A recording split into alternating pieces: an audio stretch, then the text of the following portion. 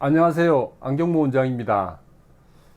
오늘은 우리가 늘상 먹는 생강, 그 김치 담글 때 넣는 생강, 그 다음에 우리가 명절에 차례상에 올리는 대추가 우리 일상에서 얼마나 파워풀하고 대단한 효과가 있는지에 대해서 실제 환자의 어떤 체험례를 통해서 말씀드려보고자 합니다.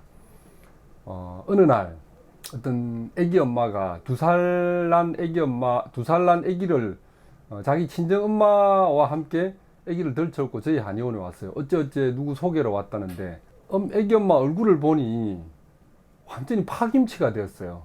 그래서 이유를 들어보니 이 아이는 태어나서 100일 동안 엄마 말로는 거의 잠을 안 잤대요. 보채고 설잠 자고, 그리고 100일 지나면서부터 뭐 면역이 성장이 안 되니까 뭐 폐렴, 감기 입원을 6차례나 했대요. 그래서 주소 증상이 뭐냐면 아기가 잠을 안 잔대요. 그러니까 자기는 자고 싶은데 잠이 안 오는가 봐요. 그러니까 잠투정을 얼마나 하면 울고 보채고 신경질 부리고 이렇답니다. 결국 이 아이가 잠을 못 자니 당연히 체력이 떨어지겠죠. 면역이 약하겠죠. 그리고 밥을 안 먹는데요. 어느 정도 예민하냐 하면 분유를 태워주면 그 분유 온도에 따라서 애가 먹고 안 먹고, 온도도 굉장히 민감하게 따지고, 또 어떤 냄새나 향에 대해서도 되게 예민하답니다. 뭐 소리 같은 거, 뭐 주가 시끄럽다든지 뭐 어떤 뭐 자극적인 소리가 있다든지 그 정도로 애기가 극도로 예민하고, 또 극심한 변비가 있대요. 그냥 뭐 소위 말해서 우리 쪽에서는 토분상이라 그러는데 거의 토끼똥을 눈대요, 애기가. 뭐 밥이나 밥을 주면은 애기가 거의 입에 밥을 안 삼키고 물고 있대요. 뭐 이 정도였던 그 식욕부진과 극심한 변비, 아주 예민한 증상. 이러면 결과가 어떻겠죠? 당연히 애기가 성장하기가 힘들겠죠. 키는 정상 키인데 체중이 미달이고, 애가 16, 7개월 정도 됐는데 아직 걷지를 못한대요. 그래서 어린아이고 해서 제가 뭐 침을 놓기도 그렇고 이렇게 해서 그냥 상담만 해서 돌려보냈는데, 제가 어떤 그 처방을 내렸냐 하면, 그 자기 친정 어머니가 오셨길래 어머니 혹시 집에 대추 있으시냐고. 있대요. 그러면은 그 대추를 가을에 이렇게 수확해서 빨간 대추 있잖아요. 그 대추를 그 칼이나 가위로 옆에를 잘라 가지고 그걸 푹 삶아라 그랬어요. 푹 삶으면 그 대추가 달달하거든요. 애기가 또 먹기도 편하고, 그래서 이제 그거를 계속 한번 먹여보라고 그랬더니 3일 뒤에 애기를 다시 데려온 거예요. 와가지고 엄마 얼굴색이 달라진 거예요.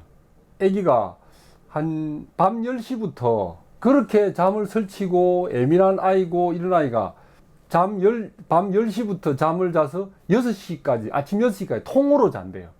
뭐 엄마, 아빠, 자기 외할머니 뭐 전부 다 아기 때문에 잠을 못 자고 근 1년 이상을 그렇게 보챈 아이가 대추를 푹 삶아서 그 어떤 달달한 물을 3일 정도 먹였더니 아기가 그렇게 자더래요. 그래서 아기가 너무 계속 자고 너무 이제 그걸 계속 먹였더니 애가 뭔가 소화가 좀 덜 되는지 구역질을 하더래요.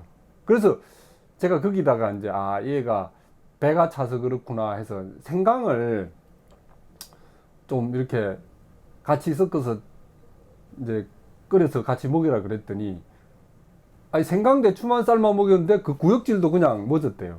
그러고 나서 아기가 밥도 잘 먹고 뭐 똥도 뭐 하루에 2번 정도 싼대요.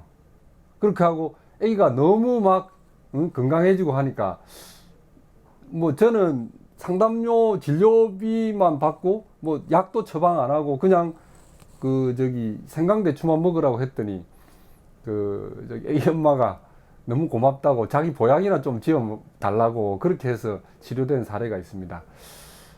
이게 우리가 늘상 먹는 어떤 생강, 김치 담글 때 쓰는 생강, 우리가 어릴 때 감기 들면 우리 엄마가 뭐 생강차를 끓여서 꿀 타서 이렇게 먹었던 이 생강이 원래는 우리 한방 처방이 있어요. 그 생강 단방으로 해서 즙을 짜서 했던 그 노강음이라는 약이 있는데 이거는 학질을 치료를 하는 처방이거든요. 우리가 학질이라는 것은 토하고 설사하고 열나고 추웠다 더웠다 열이 났다 하면서 어떤 바이러스에 감염이 되어서 우리 인체가 그거를 막 어떻게든 극복해 내려고 하는 그런 모습들이 그리 학질의 표현이라는 증상입니다.